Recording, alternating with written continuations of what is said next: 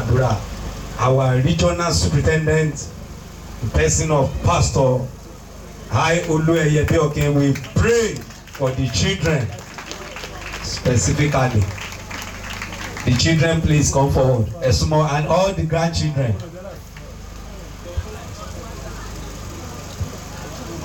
Yeah, believe it. It's okay. I don't want to buy some. Material program session.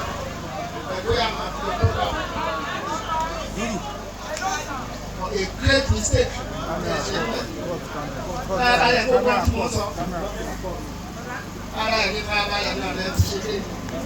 Came to me. Ayé Ọlọ́run wa gba ọpẹ́ wa fún àwọn ọmọ bàbá tí ràn lọ́wọ́ láti ṣojú àti láti bẹ̀rẹ̀ sí ṣe ẹ̀yìn fún bàbá wọn. Olúwa gba ọpẹ́ wa. Abẹ́ fún ìsákiri gbogbo tí ẹ jẹ́ kó mú ewu lọ́wọ́. Olúwa gba ọpẹ́ wa. Abẹ́ fún ètò tòní tẹ́ bá wa ṣe ní àṣeyọrí. Olúwa gba ọpẹ́ wa. Abẹ́ fún èyí tó wà níwájú tẹ́ ó gba àkóso rẹ̀. Olúwa gba ọpẹ́ wa. Ògo ni forúkọ rẹ̀. Mo gbàdúrà fún yín o ní orúkọ bàbá tọmọ tẹ̀ máa léráyé kó súre fún yín. Lẹ́yìn lílọ bàbá ojú òní tì yín, ẹnikẹ́ni yín kò ní ṣàìsàn, ibi òní bá yín, ẹ ò ní ṣàṣìṣe. Ní orúkọ Jésù Kristi, àyè tí bàbá wà fún yín, ẹ̀mí máa kó dí àyè náà. Àyè yẹn ò ní ṣòfò, lórúkọ Olúwa kò ní ṣòfò. Ọlọ́run gbọ́ àdúrà. Àwọn ṣíṣe tó kù síwájú àwọn ìrìn àjò gbogbo, Olúwa kó pa yín mọ́.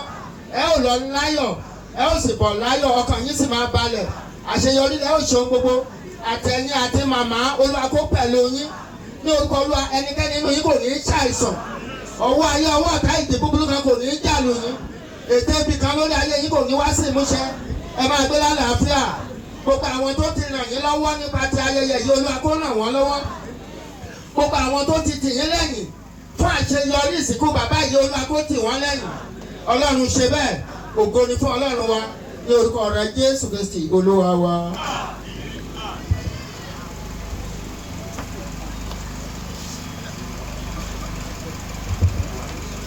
Praise the Lord. Thank you, sir. Kíákíá fẹ́ sáré lọ sínú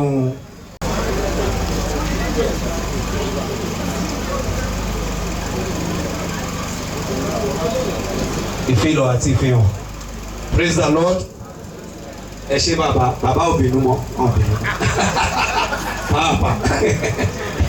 All the children in the house, gbogbo ẹ̀yin ọmọ. Children, please stand up and shout one hallelujah quickly. Oya tó bá ti jẹ́ ọmọdé lè bínú. Praise the Lord. All the youth, Christ Apostolic Church youth, please stand up and shout hallelujah. Jọ́nà, ẹ ké hallelujah ńlá kan. Royal Shepherd, ẹ ké hallelujah ńlá kan. All our media personnel from everywhere, please, we recognize you. Thank you, God bless. All our instrumentalists, we recognize you. Please stand up and shout hallelujah. All our special guest artists, we recognize you. Stand up and shout hallelujah. All ministers' wives in Christ Apostolic Church, gbogbo ìyàwó ìránṣẹ́ Ọlọ́run ẹ ké hallelujah ńlá kan o. God bless you.